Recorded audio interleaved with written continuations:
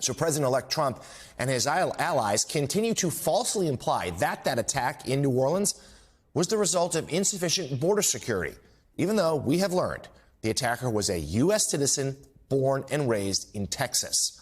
Now, Trump has not directly acknowledged the attack since Wednesday in the hours after it happened, but in several social media posts yesterday, he criticized the Biden administration and Democrats for open border policies that he claims have led to radical Islamic terrorism. And going further, during an interview on Fox News yesterday, House Speaker Mike Johnson also falsely suggested that the New Orleans attack had something to do with the border. The Biden administration has been completely derelict in its duty. The congressional Republicans, we here in the House and the Senate, have repeatedly asked the DHS under the Biden administration about the correlation, the obvious concern about terrorism and the wide open border. The idea that dangerous people were coming here in droves and setting up potentially terrorist cells around the country. We have been ringing the alarms. Eugene Robinson, let's be clear yet again. This terrorist suspect was born in Texas, U.S. citizen, served in the Army.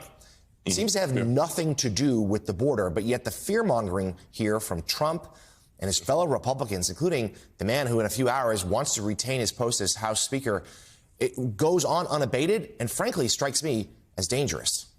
Well, it's extremely dangerous, Jonathan. And look, this is so transparent. I mean, he's a U.S. citizen. He was born here. He was raised in Texas. He's a Texan. He's not some sort of foreign radical terrorist.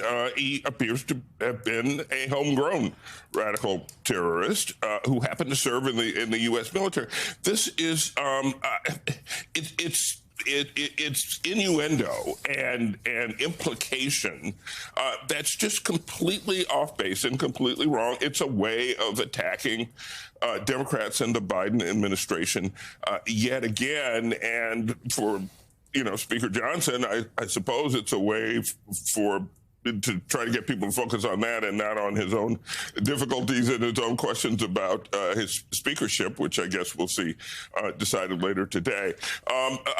But again, it's just a lie. I mean, that would kind of be the simplest and most direct way of saying it. It is a lie that Republicans are telling about this tragic incident.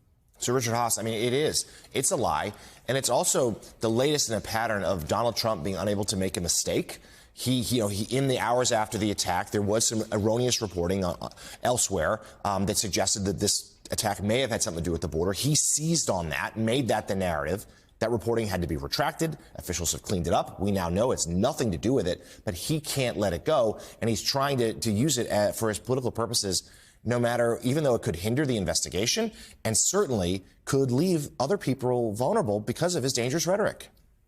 There's also a time lag here. For several years, it was fair to criticize the Biden administration for their border policy, but over the last year or so, it has gotten tightened up. And actually, Donald Trump inherits a border situation that's not the crisis that it had been. So that's point one. Second of all, Jonathan, there are some real issues here. There's the question of the local defense preparations or the lack of them. We heard even maybe it wasn't fixed yet. Also, the idea that someone could post videos, and isn't there an ability to react in real time to this kind of menacing video things? The other thing, just as an aside that I found interesting, let me put on my foreign policy hat for a second, that what he was talking about was between believers and non-believers. I actually would have thought that something like Gaza might have been something much more specific and political might have been the motive. But no, this was really truly fundamentalist. This is he was dividing the world between believers and non-believers.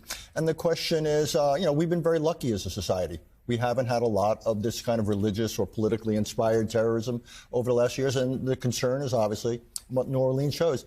A small number of people can wreak havoc in a modern, open society. So I take this as actually a really serious development, particularly when it's juxtaposed about what happened, in Nevada at the same time. Yeah, and certainly officials were yesterday where there's some suggestion that this suspect, a lot of his own demons, shall we say, his life crumbling. He was maybe looking for an outlet to lash out in violence. He found this rhetoric from the terror group and was able to act. This is a man who was once president, is about to be president again, dealing in outright lies. on national security issues is deeply, deeply dangerous.